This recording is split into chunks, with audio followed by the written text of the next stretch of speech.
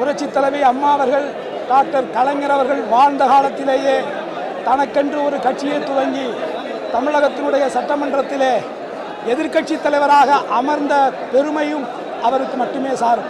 Captain Vijayakanth அவர்களுடைய மரணம் திரையுலகம் மட்டுமல்லாது ஒட்டுமொத்த உலகத்தில் வாழக்கூடிய தமிழர்களுக்கும் ஒட்டுமொத்த இந்தியர்களுக்குமே ஒரு மிகப்பெரிய பேரிழப்பாகும்.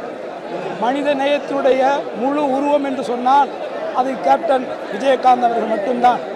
நடிகர் சங்கத்தினுடைய தலைவராக பொறுப்பேற்று நடிகர் சங்கத்தை கட்டி காத்தது மட்டுமல்லாது புரட்சி தலைவி அம்மா அவர்கள், டாக்டர் கலைஞர் அவர்கள் வாழ்ந்த காலத்திலேயே தனக்கென்று ஒரு கட்சியை துவங்கி தமிழகத்தினுடைய சட்டமன்றத்திலே எதிர்க்கட்சி தலைவராக அமர்ந்த பெருமையும் அவருக்கு மட்டுமே சாரும்.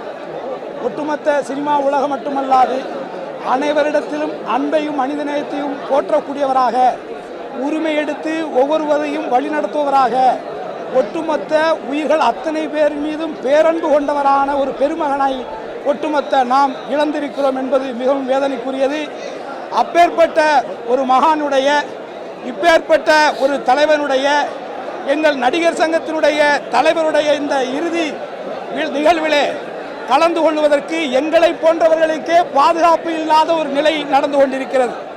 ஒட்டுமொத்தமாக இவ்வளவு பெரும் திரள் கூட்டம் வரக்கூடிய இந்த நேரத்திலே, இந்த தருணத்திலே இதை தமிழக அரசு மிக மிக நேர்த்தியாக கையாண்டிருக்க வேண்டும்.